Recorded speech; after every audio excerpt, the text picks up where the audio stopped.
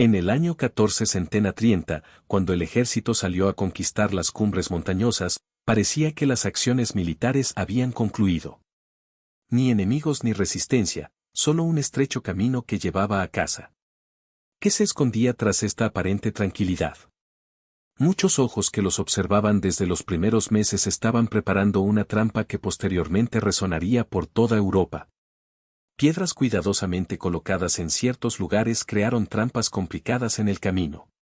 Troncos levantados y enhebrados en nudos parecían caramelos escondidos con puntas afiladas, listos para en cualquier momento atrapar a un viajero inadvertido. De repente, figuras de soldados aparecían en las laderas, surgían y desaparecían como espectros, solo para desaparecer en las sombras de las rocas. Y llegó el momento decisivo.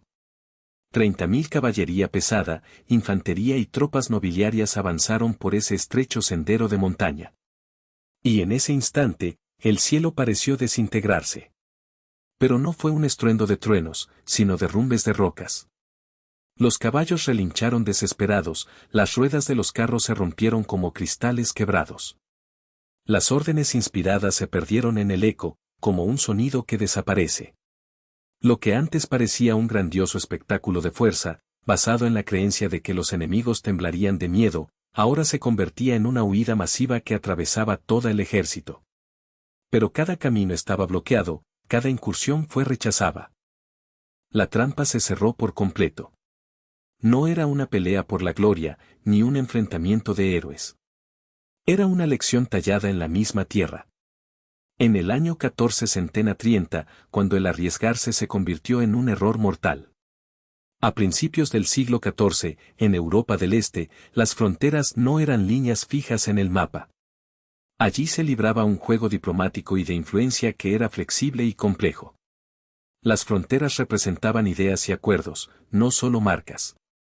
La lealtad valía más que los títulos, y el poder pertenecía a quien podía mantenerlo sin descanso, temporada tras temporada. En el centro de este mundo inestable se encontraba el reino de Hungría.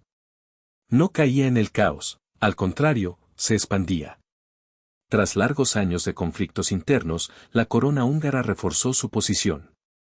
Gradualmente, la nobleza regresó bajo control, el poder estatal se volvió más firme y confiable. Y con esto llegó el cansancio y el deseo de nuevas ambiciones. Surgió la creencia de que todas las pretensiones pasadas podían ser recuperadas, reafirmando así su fuerza. El sur de las montañas de los Cárpatos era para Hungría un territorio que parecía ya pertenecerle. No por conquista, eso sería demasiado evidente, sino mediante mecanismos complejos y jerárquicos que creaban la ilusión de subyugación común. Esa era Vaquia, así llamaban a la región a mediados de siglo. Vaquia había existido durante mucho tiempo en un estado de posición intermedia. Sus gobernantes administraban asuntos locales, recaudaban impuestos, formaban ejércitos, pero en la diplomacia oficial debían reconocer la superioridad del rey húngaro. Debían cumplir con las condiciones, pagar tributo y brindar apoyo cuando eran llamados. Así continuó hasta que Vaquia permaneció débil y bajo control. Pero a finales de los años 80 del siglo XIII, la situación cambió. El líder de la región llamado Basarabi reunió bajo su bandera a muchas fuerzas al sur de las montañas. Unificó grupos dispersos, fortaleció la lealtad interna, tomó el control de las rutas comerciales importantes entre el Danubio y los Alges. Lo más importante es que dejó de comportarse como un subordinado. Basarab no declaró su independencia, lo cual podría haber llevado a una guerra total. En su lugar, actuó mucho más peligrosamente, actuaba por su cuenta, negociando sin autorización. Fortalecía las posiciones que Hungría consideraba propias, construía fortificaciones en puntos clave. Consideraba las demandas del poder húngaro como consejos, no órdenes. Poco a poco, Vaquia se convirtió en un estado independiente. Para Hungría, esto era una muestra de desobediencia, una alteración del orden, un desafío que no podía quedar sin atención. El rey Carlos I trató de restaurar la fuerza del poder real para evitar que la insubordinación creciera. Permitir que uno de los gobernantes fronterizos escapara de la vista sería enviar una señal equivocada a todos los señores y nobles cercanos. Cada evento así podía marcar el comienzo de una nueva fase en la lucha por el poder y el control. Carlos preparó minuciosamente la próxima campaña militar, cuidando cada paso y cada detalle. En sus planes, esta operación no se presentaba como una invasión brutal ni como un acto de conquista acelerada. En cambio, se representaba como medidas estrictas de coerción, una corrección necesaria de la situación y un recordatorio claro de la supremacía. En la visión del rey, Valaquia, gobernada por Balasar, no tenía rivales iguales. Para él, el señor de Valaquia, Balasar, era un vasallo que había olvidado su subordinación. Los vasallos con ciertas facultades y obligaciones, al servicio de un rey fuerte, deben conocer su lugar y corregir a aquellos vasallos que se sobrepasan. Esa era la esencia del trabajo de los gobernantes poderosos. Esa seguridad se reflejaba completamente en la preparación para las acciones militares, que parecía grandiosa y decisiva. Carlos reunió un contingente militar impresionante para la escala regional, tropas reales, tropas de aliados nobles, caballería pesada y unidades auxiliares. No se trataba de una simple expedición o una demostración de fuerza, sino de un elaborado despliegue de poder diseñado para aterrorizar al adversario mucho antes del comienzo de la batalla. Tales métodos implicaban no solo una exhibición de potencia militar, sino también una preparación para una presión psicológica a largo plazo. La preparación para la campaña incluía la organización de convoys con suministros, una planificación cuidadosa de las rutas, caminos de aproximación y rodeo, así como golpes dirigidos a puntos estratégicos controlados por los feudalistas de Buzoy bajo la influencia del Reino de Hungría. La idea principal parecía evidente: la región de Valaquia, Bulacia, así se llamaba el territorio, tendría que rendirse ante el primer golpe. Se pensaba que, presionando, el ejército húngaro obligaría a Balasar a capitular, y que todos los pagos y tributos se restablecerían, y que el orden y la jerarquía en las relaciones con Valaquia serían restaurados y fortalecidos. Para el lado húngaro, todos estos planes ya estaban en gran medida realizados. La campaña casi podía considerarse ganada incluso antes de que el ejército atravesara las puertas de los Cárpatos. Creían que la estrategia ya había dado sus frutos. Valaquia, de menor tamaño, con infraestructura menos desarrollada y menores reservas, no podría resistir la fuerza de un ejército húngaro poderoso. Además, el gobernante de Valaquia, señor Balasar, nunca había enfrentado un ejército completo del poder real en una situación de combate real. No se pensaba en una batalla a gran escala, se creía que, en cuanto el ejército llegara a la región, la resistencia se disolvería por sí sola, como una sombra que desaparece con la luz del sol. Por eso, Hungría se preparó para la campaña con plena confianza en su victoria. Las fuerzas militares se concentraron en Transilvania, en el norte de los Cárpatos. En el lugar de concentración se reunían los caballeros nobles, acompañados de sus hombres armados y estandartes. La columna principal estaba formada por tropas reales, caballería pesada, jinetes curtidos y disciplinados, armados con armaduras. Precisamente ellas eran cruciales para crear una imagen impactante de fuerza y superioridad.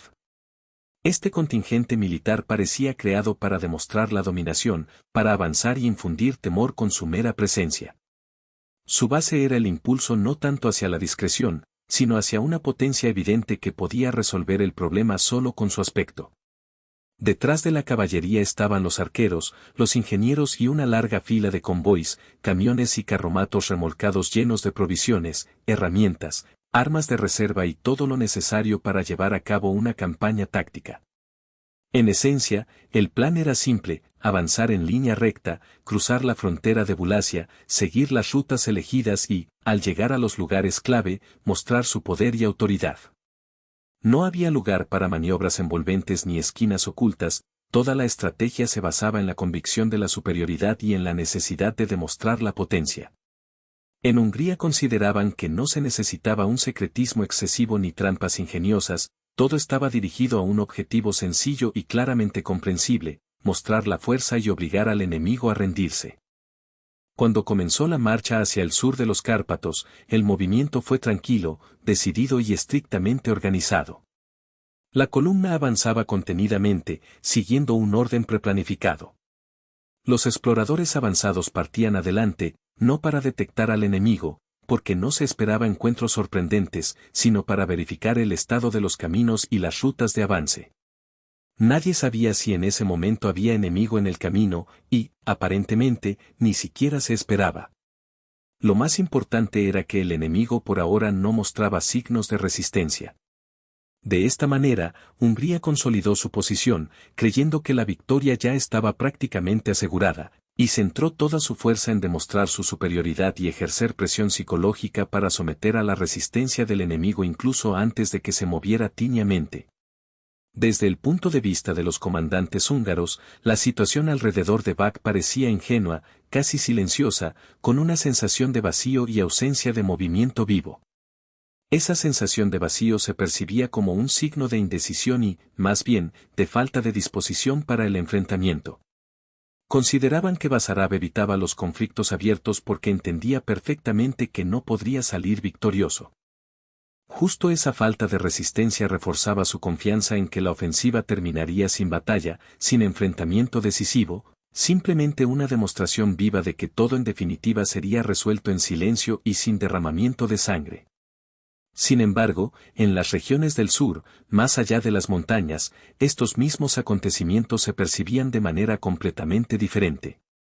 Allí, la gente no veía debilidad ni indecisión, sino una táctica astuta.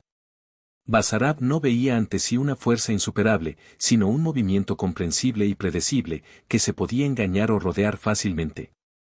Entendía que enfrentarse a ese avance militar cara a cara significaría destruir la mayor parte de sus fuerzas en un solo día.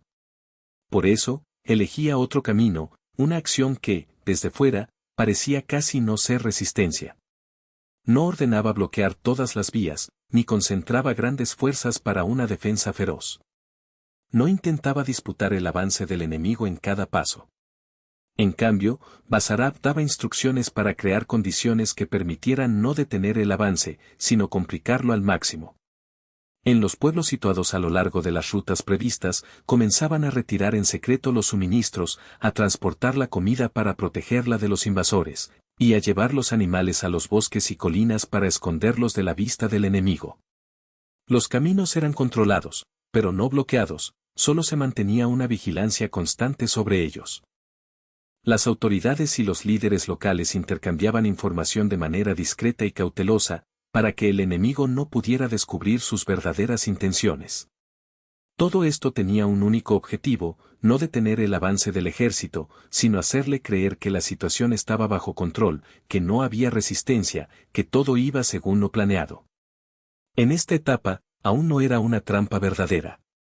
Solo era un correcto posicionamiento y una espera paciente. Dos partes de las fuerzas tomaban sus posiciones, avanzando de manera simultánea y opuesta. Una de ellas, la llamada abierta, confiada en su poder y autoridad, avanzaba directamente, demostrando su fuerza.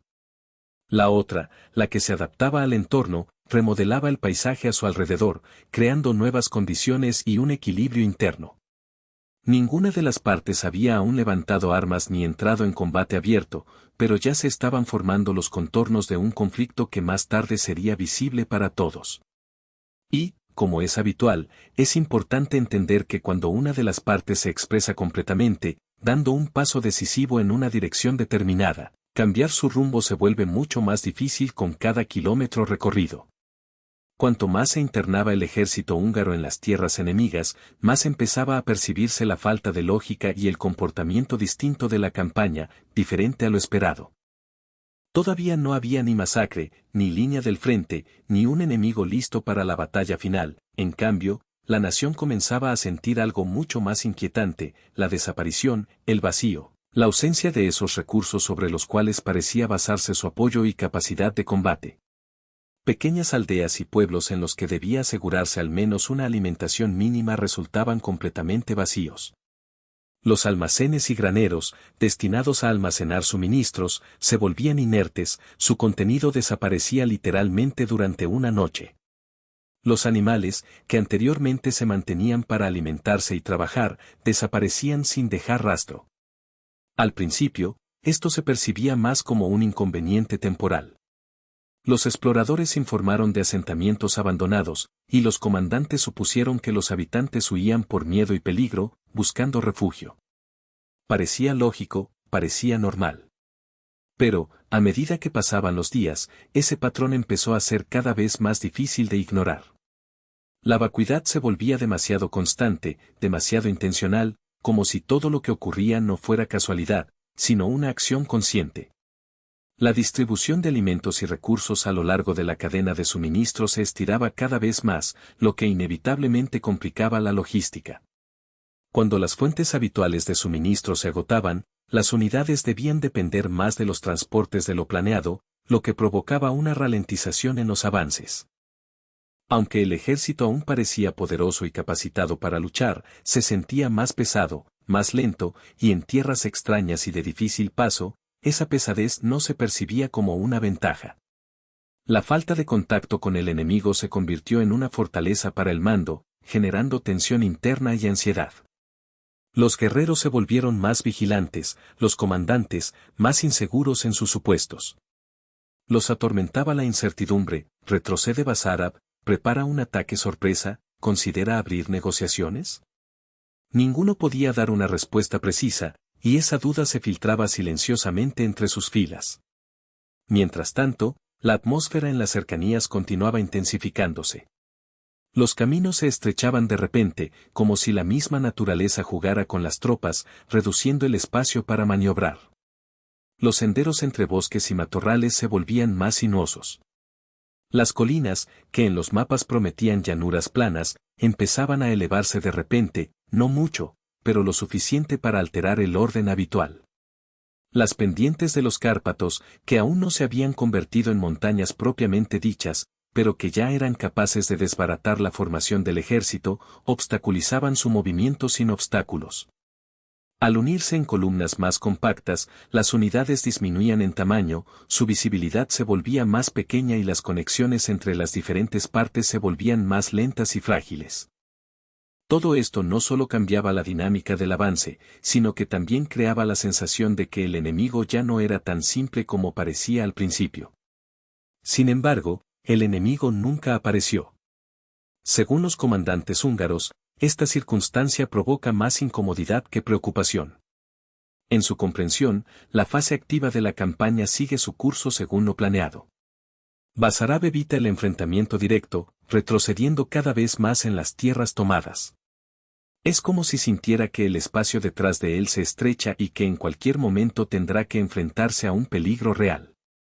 Pero justo al otro lado del ejército atacante, más allá de la línea de avance, la situación es completamente diferente. Allí ve otra cosa, ve fuerzas que están completamente entregadas a su tarea. Un ejército que no se detiene por nada, ni la intemperie, ni el agotamiento, ni el paisaje hostil. Parece que estas formaciones militares se mueven con un propósito, sin vacilaciones ni dudas, creyendo firmemente que todavía no han alcanzado el límite del peligro. Basarab reconoce un hecho importante: el momento actual es una etapa crítica de la campaña. Sabe que avanzar demasiado en este momento sería dar al enemigo la oportunidad de adaptarse, reorganizarse y preparar nuevas contraofensivas. Al mismo tiempo, bloquear las rutas estratégicas con anticipación podría ralentizar el avance victorioso, llevar a una reagrupación de fuerzas o incluso a una posible retirada. Por eso, Basarab continúa absteniéndose de acciones activas. Pacientemente espera que la situación se desarrolle por sí sola, y esa espera se convierte en su arma más poderosa. La táctica de la observación silenciosa resulta ser increíblemente efectiva. La dirección de Hungría empieza a hacer pequeños ajustes en su estrategia, sin movimientos bruscos, solo medidas graduales y suaves. Limitan las reservas de alimentos. Aumentan el tiempo de las patrullas. Los oficiales llaman a mantener la disciplina.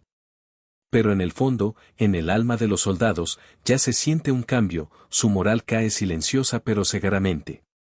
La fatiga, como una cadena, aprieta sus cuerpos, y los caballos ya no están en forma. La tierra, incluso sin un enemigo visible, parece hostil e implacable.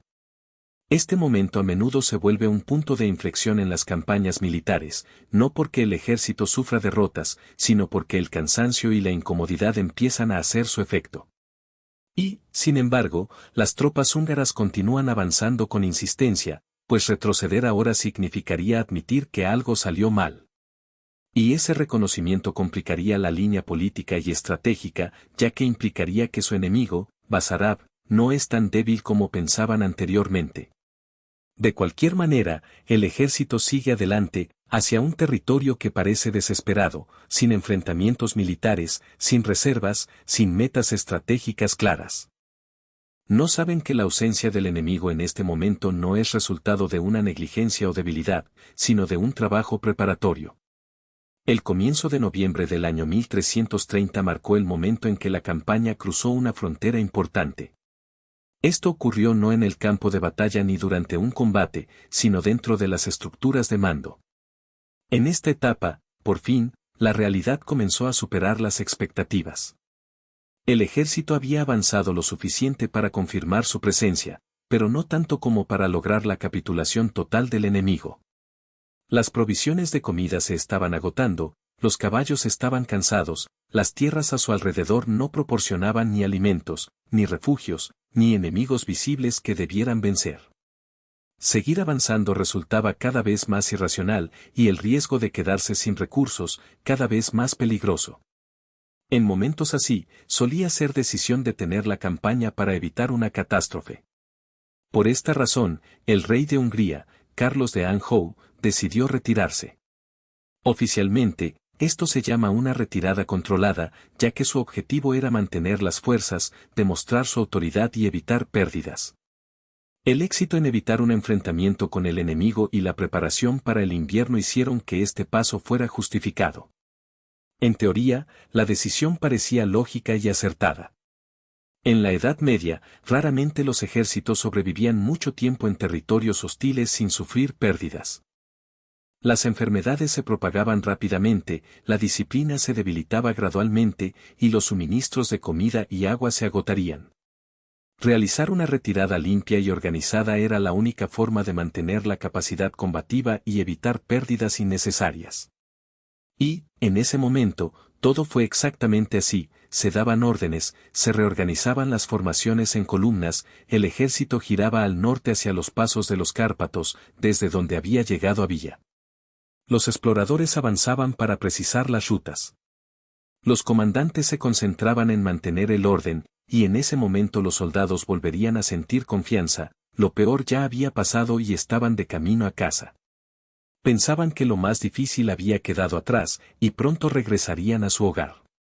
Pero un detalle importante que no advertían en los altos mandos húngaros era que ese mismo giro decisivo al norte era precisamente el punto que brindaba a su enemigo todas las oportunidades necesarias para preparar contraataques o incluso derrotarlos en el futuro. Como el ejército atacante decide la dirección de su avance, determina hacia dónde debe seguir. Al mismo tiempo, la fuerza que retrocede busca la solución más corta y rápida para abandonar la zona peligrosa, sin detenerse ni arriesgarse a quedar atrapada. En esta situación se encontraba el ejército húngaro, que debía elegir entre seguir avanzando por estrechos y peligrosos pasos montañosos, donde la velocidad importaba más que la seguridad. Los carros que formaban parte del convoy seguían siendo pesados, y los caballos estaban tensos por el esfuerzo constante. La columna se estiraba cada vez más con cada kilómetro recorrido. Lo más importante es que el ejército dejó de pensar como invasores, ahora se centraba no en atacar, sino en huir, en salvarse lo más rápido posible. Más adelante, al sur, en la ruta por la que retrocedía el ejército, ese momento había sido esperado desde hacía mucho tiempo, el primer Besarabia, que no tomaba decisiones improvisadamente. Sus acciones estaban cuidadosamente planificadas y ejecutadas con precisión, convirtiéndose en una acción coordinada de una táctica estricta. No elegía un lugar al azar para la batalla, su elección era totalmente consciente, sabía que justo allí, en un estrecho corredor montañoso, la tierra misma sería su aliada. Este corredor, una vía natural que se estrechaba, como un embudo formado por pendientes escarpadas a ambos lados, se insertaba en la tierra tan compactamente que ya no había suficiente espacio para desplegar la caballería, para girar los carruajes, y las líneas de combate no podían extenderse más. Besarabia comprendía por qué los húngaros habían elegido precisamente esa ruta. Era el camino más rápido y fiable hacia su hogar. Esa claridad y previsibilidad eran los fundamentos de su plan. La preparación para la operación comenzaba mucho antes de la llegada del enemigo, varios días antes. Los comandantes locales recibían órdenes de proteger ciertos segmentos de las alturas que miraban hacia la carretera. No un solo gran destacamento, sino muchos pequeños grupos, cada uno responsable de un tramo corto del estrecho paso, en el que lo importante no era atacar, sino controlar el movimiento. Los arqueros ocupaban posiciones camufladas desde donde podían disparar hacia abajo por las pendientes y desaparecer rápidamente en las coberturas. Su tarea no era derrotar a los caballeros blindados, sino detener el avance de las unidades a caballo, los carruajes y los oficiales que intentaban restablecer el orden. Sobre ellos, en un punto elevado, se acumulaban piedras, algunas lo suficientemente pesadas para quitar obstáculos grandes, otras pequeñas, para rodar sin parar. Cerca del corredor se construían fortificaciones de madera, colocando los troncos de tal modo que, al caer, no crearan obstáculos grandes, sino que retrasaran el avance. La tierra a lo largo del paso se limpiaba para que, en caso de caer piedras o tierra, éstas se deslizaran rápidamente y sin ruido. Los árboles cerca del estrecho corredor eran cortados por la mitad, permanecían en pie, pero con un ligero esfuerzo podían caer, bloqueando el paso al enemigo. Tras la estrecha salida, los caminos cambiaban suavemente y con cautela, no se cerraban para siempre, solo se reducía su ancho y velocidad, con el fin de retardar un posible contraataque inesperado y, al mismo tiempo, no delatar la trampa preparada. Hasta en el menor detalle se calculaban los intervalos de tiempo, cuánto tardaría la avanzada de la columna en comprender que algo no estaba bien, hasta qué profundidad en la columna llegarían antes de detenerse, y cuál sería el efecto psicológico del pánico, que tan rápido el ejército se compactaría y caería en la trampa. Las órdenes de Besarabia eran estrictas y precisas. Nadie podía atacar al enemigo por adelantado, nadie podía mostrar su posición, nadie podía apresurarse por la carretera antes de que toda la columna ocupara los puntos destinados para ello. Todo el ejército húngaro, sus flancos, centro, carros y guardia, debían situarse dentro de una zona previamente acordada para que nada pudiera atravesar las líneas de control y revelar el plan preparado. No era un ataque puntual, la tarea consistía en crear una emboscada prolongada para desgastar al enemigo al máximo. Besarab no tenía intención de vencer a los húngaros en un combate justo y a la par planeaba mantenerlos en su lugar, agotándolos poco a poco y dejando su fuerza bajo la influencia del paisaje, la gravedad y el miedo. Cuando los preparativos terminaron, otra vez cayó el silencio sobre las montañas. Desde la senda de abajo, no había cambiado nada, solo parecía que todo permanecía igual, un estrecho corredor de montaña, esperando con melancolía a que llegara el peligro. Así quería Besarab, que el enemigo no sospechara nada ni sintiera la amenaza cercana. Era el amanecer del 9 de noviembre, aproximadamente la 1:30 del mediodía. En ese momento, el ejército húngaro alcanzó la entrada del paso montañoso. Desde abajo, parecía que solo habían trepado por un camino rural común, nada especialmente notable, ya que el aspecto externo de ese tramo no difería en nada del resto del recorrido que ya habían atravesado. Un camino estrecho, pero no raro. En el pasado, servía de ruta para comerciantes, mensajeros y ejércitos, conectando tierras y atravesando terrenos difíciles, a menudo peligrosos. Este camino, como un hilo vivo, ralentizaba el avance de viajeros y cargas sin detenerlos por completo, solo disminuyendo su paso. Adelante va la vanguardia, la primera historia que no admite errores. Los exploradores enviados adelante informaron que en el horizonte no había presencia enemiga, que en las laderas y los valles no se percibían signos de resistencia. Su tranquilidad duraba mientras la columna avanzaba gradualmente, sin indicios de combate o ataque. Así continúa el movimiento, y tras la vanguardia sigue la mayor parte del ejército, y después, carretas cargadas cuyas ruedas crujen y gimen bajo el peso de las provisiones y suministros. Los caballos, acostumbrados a esa ruta, cruzan con cuidado el tramo estrecho para no lastimarse ni apagar la chispa de ánimo de los jinetes, que comprenden lo importante que es cada minuto. Detrás, donde se encuentra la agrupación de protección, están tan apretados que las formaciones se comprimen, como un rodillo comprimido. Las posiciones, que parecen sólidas y preparadas, permanecen inmóviles, como guardianes que contienen la respiración. Todo esto, visible desde arriba, desde lo alto, y cada movimiento, cada pausa, son cuidadosamente observados. En las laderas, ocultos de la vista directa, permanecen inmóviles, Barabás primero y sus hombres, sin hacer un solo movimiento ni dar señales. La observación comenzó incluso antes del amanecer. Siguen en silencio, en calma y con concentración, observando atentamente cómo se desarrolla la situación, sin apresurarse a dar órdenes. Se aproxima un momento, lento y seguro, en el que la vanguardia desaparece tras la curva y el centro del ejército entra en el paso estrecho. Esperan hasta que los carros de carga llenen el pasillo, formando un corredor continuo, y todo el ejército se coloque dentro de ese estrecho canal, como en una trampa. Todo debe salir perfectamente para que el golpe sea preciso y demoledor. Solo cuando la última columna entre por completo en el estrecho y ya no sea posible escapar, Barabás juega su mano. Entonces comienza la verdadera batalla, porque ese es el momento en que la guerra entra en su fase decisiva. La primera chispa del golpe, apenas perceptible, una pequeña sacudida. Uno de los carros que avanza cerca del escuadrón de avanzada se sacude bruscamente y se detiene. Algo, invisible al ojo, golpea la rueda. Un relincho de caballos, un grito metafórico de dolor y miedo. La gente grita, ordena, alto. Deténganse. La columna se detiene lentamente, intentando entender qué ha pasado. Los oficiales, avanzando hacia adelante, comienzan una investigación, examinando cada detalle de lo ocurrido, cada pista. En ese momento, de repente, la respuesta del entorno, la propia naturaleza, se hace presente, en las montañas empiezan a caer piedras.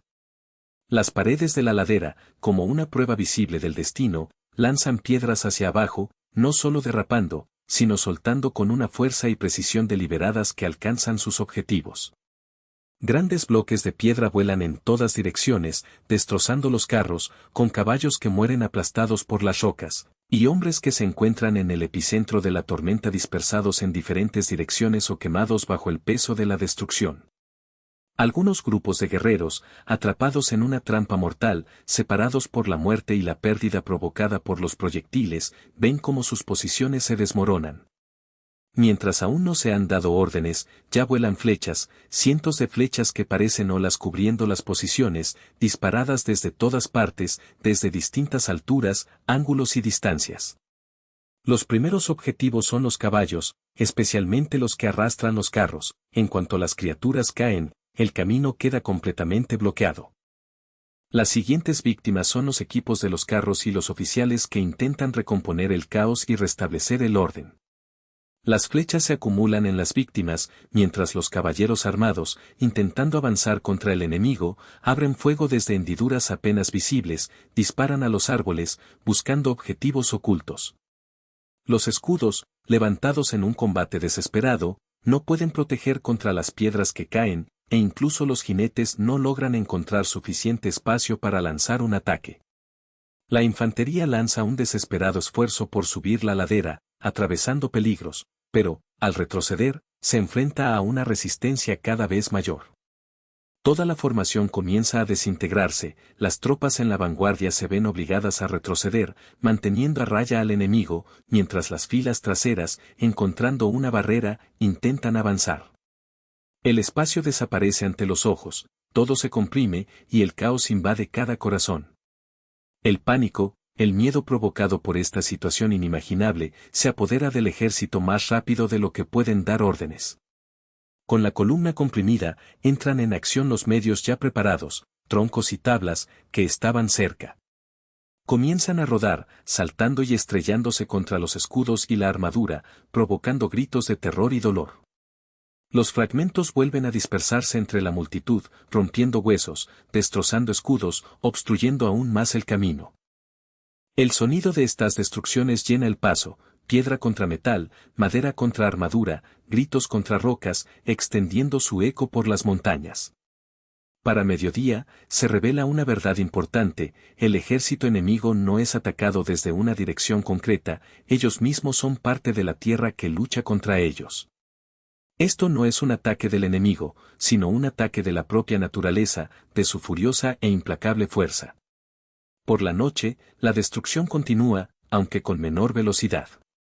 Las rocas y los fragmentos caen con menor frecuencia, pero el peligro aún existe. Las alturas que durante mucho tiempo estuvieron ocupadas y controladas permanecen inamovibles, y el fuego es imposible de encender, no se puede hacer una fogata aquí. Es imposible llevar a los heridos a ninguna parte, ya que en el camino yacen caballos muertos, carretas destrozadas y montones de escombros de piedra, bloqueando completamente el paso. La noche cae rápidamente, y en esa oscuridad nadie se acuesta a dormir. Aquí, en esa penumbra, reina una tensión constante, la expectativa de un golpe inminente y la esperanza de que, suceda lo que suceda, el enemigo no logrará salir de ese estrecho paso vivo y entero. Segundo día. Con el amanecer, continúa la lucha implacable y feroz. En el cielo aún domina la oscuridad, pero las señales de alarma llevan tiempo indicando que la ofensiva no puede detenerse. No hay señales brillantes ni comandos cortos, todo impone rápidamente la sensación de inevitabilidad, como si el destino mismo guiara esta batalla. Las piedras nuevas de las paredes de tierra volcaban hacia abajo, las flechas caían impregnadas de la furia y esperanza de quienes luchaban por su futuro. Los campesinos y las unidades de la guardia, intentando controlar la situación, hicieron un intento de coordinación, susurros de órdenes, señales silenciosas, todo está casi en el caos, pero aún con estrategia interna. Algunas unidades recibieron la orden de ascender por las laderas, defendiendo sus posiciones bajo fuego para ocupar alturas ventajosas. Pocas lograron llegar a las cimas, solo para descubrir que allí no había enemigo para destruirlos. Los puestos de Basa-Arab no mantenían la línea, sus hombres no sostenían el frente, solo lanzaban golpes y rápidamente retrocedían, cada vez más alto. Abrían fuego y desaparecían. Cada ascenso a la montaña costaba sangre, cada avance era infructuoso, un gesto vacío en ese sueño sin vida. Todo el día, los combatientes resistieron, intentando despejar el camino para los camiones, que tenían que empujar bajo el fuego, arrojar al suelo o llevar fuera del campo de batalla a los muertos para liberar la vía. Pero la muerte parecía esperarlos tras cada giro, cuerpos de enemigos, cuerpos de compañeros muertos, todo volvía una y otra vez. Cada intento de avanzar se encontraba con fuego desde arriba, y en lugar de avanzar, retrocedían. La sed los atormentaba cruelmente, el hambre no los dejaba en paz, y el acceso al agua era inalcanzable. Los suministros de agua y alimentos se destruían, víctimas del fuego y la destrucción del enemigo. En el campo, los escuadrones de caballería combatientes, agotados, caían unos tras otros, creando nuevas barreras y avalanchas de muertos, dificultando el movimiento y la ayuda. Dentro del mando comenzaron a aparecer fisuras, la disciplina se debilitaba, cada vez se escuchaban más preguntas sobre las unidades y las decisiones estratégicas que se ignoraban. Empezaron a manifestarse signos de debilidad, pequeños grupos que actuaban por su cuenta, sin órdenes coordinadas. Ya para el mediodía, surgieron intentos desesperados por abrirse paso, asaltos temerarios en las pendientes, formaciones desmoralizadas que abandonaban sus filas ordenadas para desbandarse en fuga.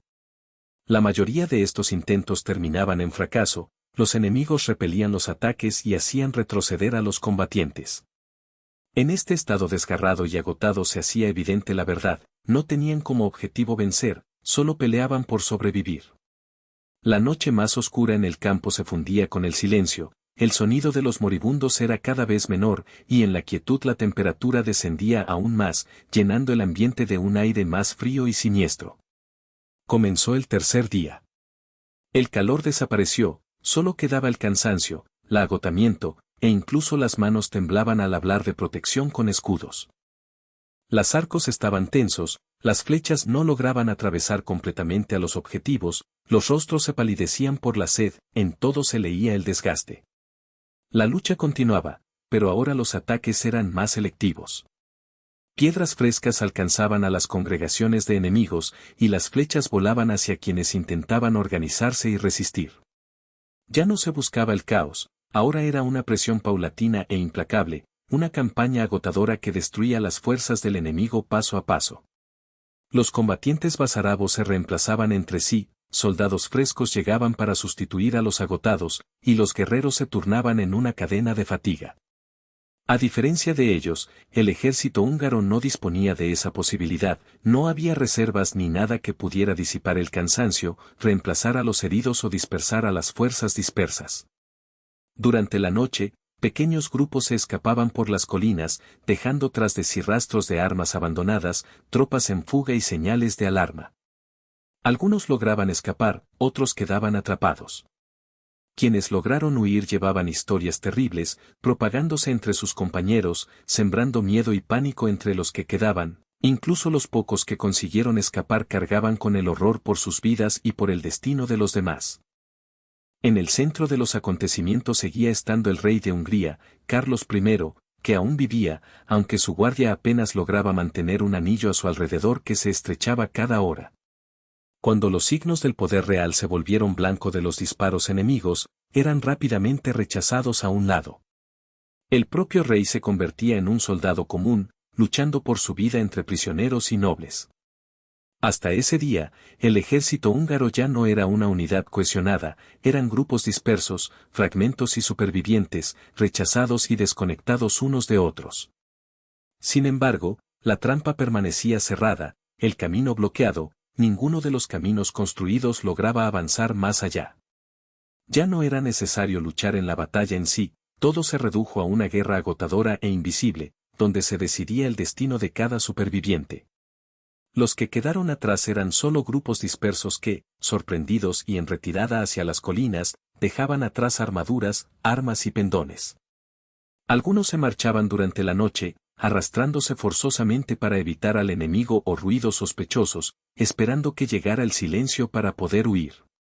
Muchos ni siquiera abandonaron el estrecho paso, su destino permanecía incierto, si serían devorados por su propia tierra o si lograrían esconderse y escapar rodeados. Cuando finalmente Basarab ordenó detenerse a sus hombres, no fue una retirada, sino más bien una pausa táctica. Evaluaba la situación y consideraba que el objetivo había sido alcanzado. El ídolo enemigo, el campamento húngaro, destruido y marcado por el desgaste, no fue derrotado en combate directo, sino mediante agotamiento, miedo y las duras condiciones del terreno. Las montañas lograron lo que las espadas y armas no habían podido. Al final, entre los que lograron sobrevivir, estaba también Carlos I, rey de Hungría. Su salvación ocurrió precisamente porque ahora era prácticamente irreconocible, sus espadas reales, sus colores brillantes y sus signos distintivos habían desaparecido sin dejar rastro, perdiendo su reconocibilidad. Se movía entre la multitud como uno más, sin corona, sin regalía reluciente, como una persona común, sencilla y cualquiera. Su supervivencia no se debió a la fuerza o autoridad, sino a que no lo reconocían, a que se había convertido en parte de una masa anodina. La escapatoria que logró fue muy precaria, el límite entre la vida y la muerte era tan delgado como hielo. La destrucción total de su ejército significó que la victoria del enemigo se logró completamente, sin excepciones. La retirada hacia el norte dejó de ser simplemente una operación militar, se convirtió en una huida, en un intento desesperado por escapar de la derrota. Aquellos que llegaron a tierras húngaras no se limitaron a hablar de pérdidas y destrucción en sus crónicas y relatos. Trajeron consigo algo más, una comprensión profunda que encendería nuevas perspectivas sobre la región y su futuro durante muchos años, incluso siglos. En contraposición a las esperanzas y a los intentos de subyugar, Bacan no fue sometida. No, demostró algo mucho más peligroso que la mera fuerza, mostró que no es posible quebrantarle solo con armas y fuerza bruta. Para Bayarbái I, porque en ese entonces él gobernaba, Padra se convirtió no solo en una victoria, sino en una confirmación del poder y la resistencia. Su autoridad dejó de ser solo un concepto teórico, se volvió sólida, firme e indestructible, arraigada en la memoria, en el territorio y en el temor de repetir los errores del pasado. Después del año 1433, Hungría dejó de considerar Valle como una simple provincia que debía ser corregida. Ahora la ven como una frontera que habla por sí misma y que muerde, respondiendo a invasiones y agresiones. Esta batalla cambió por completo el enfoque en la conducción de guerras en la región. Donde antes predominaba la fe en la invencibilidad de la caballería pesada, se descubrió que sin el espacio y las condiciones adecuados incluso el golpe a caballo más formidable se vuelve inútil.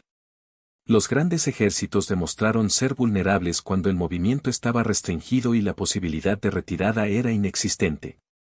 Por consiguiente, Pada no se hizo famoso por hazañas heroicas ni por victorias ruidosas. Se le conoció por su contención, paciencia, habilidad para escoger el lugar de la batalla y por saber cuándo era mejor abstenerse de luchar para no encontrarse en una posición desfavorable. No hay monumentos conmemorativos, ni discursos rimbombantes que glorifiquen ese día, solo queda el camino que recordó el acontecimiento y la lección silenciosa que se extiende por todo el espacio centroeuropeo. El poder desaparece cuando la tierra misma decide dónde y con quién se puede luchar y dónde es mejor guardar silencio y retirarse.